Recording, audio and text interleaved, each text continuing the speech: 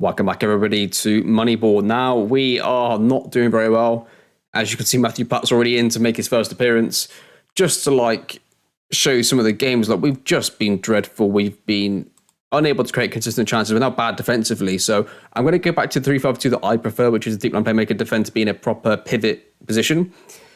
So I'm going to get back to that. The defense has just been absolutely woeful. I can't explain to you how bad it's going to be. I'm going to give Matthew Platt a go because why not at this point? But it's been absolutely dreadful.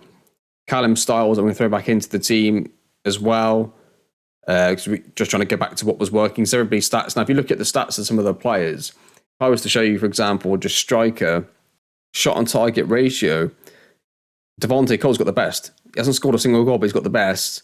And expected goals. The only person that's actually above their expected goals is Aaron Leia Isaka, who has actually played the last 2 matches. He's in the starting 11 currently. Because of this, really, I thought, let's give him a chance. Why not? We weren't scoring anyway, and it seems to have proved a good decision. He scored a couple of goals recently. Central fielder, if you look at chances created per 90 minutes, Bassey is currently still the top. I don't really know how. And Odo, he's up there, but he's also the left wing back, so it's hard to tell. So you'd say the three actual genuine central midfielders would be Bassey, Palmer, and Danda. So, and Callum Styles at the bottom, but he's the deep line playmaker who's expected to be, right? It's a bit of a different position. So I'm going to play the other two. I'm not going to play Danda because he's had his chance and he's not creating as much as I'd like. If you look at even key passes per game, Queener and Bassey. Bassey's always consistently at the top. So I think he's got to be given a better chance. And then dribbles per 90 as well. You've then got Bassey, who's not really at the best. So I don't know. It's really difficult, but I think probably Bassey, if we don't start winning soon, he's got to be the option. I've tried him in. He has played a couple of games as Bassey from the start, obviously for those reasons I just showed. And he's not really changed too much. And if we take a look at centre-backs, mistakes leading to goals, only one from Jordan Williams, apparently. Team conceded per 90. Ideally, you want this below 1.0 if we can, I think. But Liam Kitching's the only one who's close. So maybe he's not the problem. Maybe it's Helic, who does win a lot of his headers. But, doesn't really do an awful lot else, I suppose. Tackle ratio is okay. Fouls aren't bad. He's all right, though, isn't he? The centre-back ratings aren't too bad. So really disappointing, to be honest. Yeah, frustrating. I said in the last episode that the run of form we were going to go on is obvious because of the lack of morale. We're already down the middle of the table. It's crazy. I have messed around with the tactics a little bit. We've gone sort of back to what we were doing before, but with this, as the pivot being in here. So, yeah, a little deflating going into this game, and I'm hoping for the best at this point. Devontae Cole complained about my team talks in a game, so guess what? He was sold immediately. To have the most shots on target in the entire team and to not have scored in 8 appearances, 4 starts, obviously there's something wrong with his finishing. If we can get somebody to come in and do the same job that he was doing but actually score, that would be better. So I knew we needed to get a new striker in anyway, so that just makes it easier. Either Lakea or Morris could also fall him out the door in the January. But Cornick's out for this game, so Nishan Burkhardt gets a rare start up front for us. Assistant manager says, show everybody what we're all about. Yep, I hope so. It's an away game to Bristol City, who aren't exactly a bad side. We'll see how we get on here. Jordan Williams, our first game with the pivot into the sort of CDM roles. The first time we're going to see this together. Hopefully the defending needs to be better, basically. It just needs to be so much better. And wow, what a start. This is where you've got to use your eyes, because whose fault is that?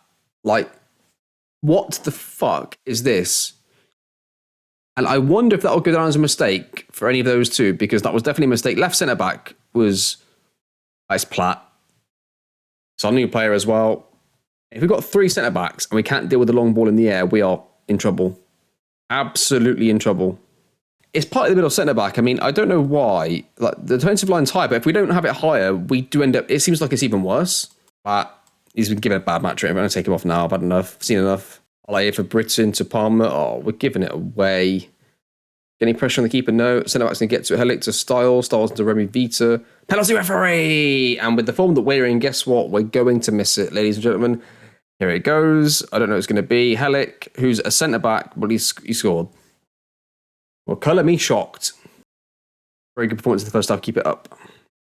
Highlight here for Barnes. I'm not sure what it's going to be. So wide free kick whipped in the back post, headed in, and it's in. Come on! And Helic's on a hat trick, middle centre back. Alan Britton's going to come off, and James Breed's going to come up right wing back as he's playing absolute dog shit. It's offside again. Here, V into Kitching, who's going to dribble out with it and just ping it into no man's land. Burkle gets the second ball, the later Seka gets it to Remy Vita. We're going to retain the ball a little bit here. Kenya plays into Ron Palmer. Palmer's got options, and he should not have done that. In fact, you're going to come off now because you're annoying me. Bassey can go in there. who is the better statistical player. So maybe it is that we go to this tactic, but we just play Bassi as the box-to-box midfielder. If they score, I have tweaked the defending set pieces. Oh, that's the one problem with it. I knew it was going to happen. Do you know, when I did the settings, basically, if you stop set pieces going in against you, I feel like then sometimes you get an extra goal calculated then from open play. So it's like having the odd one go against you might be better overall. So my thinking was, I'll tweak the defensive setting, but leave him up front. And that's what happened. I had nobody on the edge, and he had no pressure, pinged it in. And left, striker right, edge of area. Defend, other side, striker, edge of area. 2-2. So we've changed the set pieces defensively for the corners, and then we put Bassi in central field. Apart from that, team will stay exactly the same. And Platt can come out as well. And then I'll see you in a second then for the derby game at home. Here we go then, same team. Savannah just says, I want to be impressed today. I'm fearing the worst. Like, we're on such a bad run. It's a bit streaky, isn't it? The way that the saves going, and our team in particular, our tactic, everything's just a bit too streaky. We go undefeated a bit at the start of the season, can't lose. When we probably should have lost the old game. Now we just can't win. Just a bit annoying. What a finish that is. We need something like that to get us out of trouble. Strikers can't score. I do like Kenya. Gets on the ball here. Great turn, great finish, great goal. They've got an extremely high XG. I've not seen the chances. It's not appeared in highlights, but the defensive tweaks that I've made to the tactic I don't think are actually helping. I ended up making a couple of tweaks actually for this game. I think we've got pressing set all the way and mark tighter on. And the only reason I changed that was because now we play with a DM.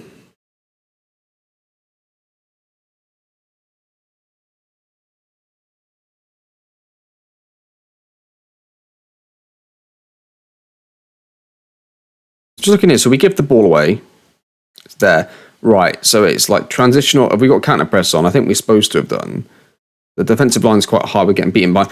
I mean, I hate doing this. I know that in theory you're saying, well, all you got to do there, Jack, is just drop the defensive line. Everything will be fine. It won't, and I'll show you, but we'll do it anyway. We'll go to, like, I don't know, standard.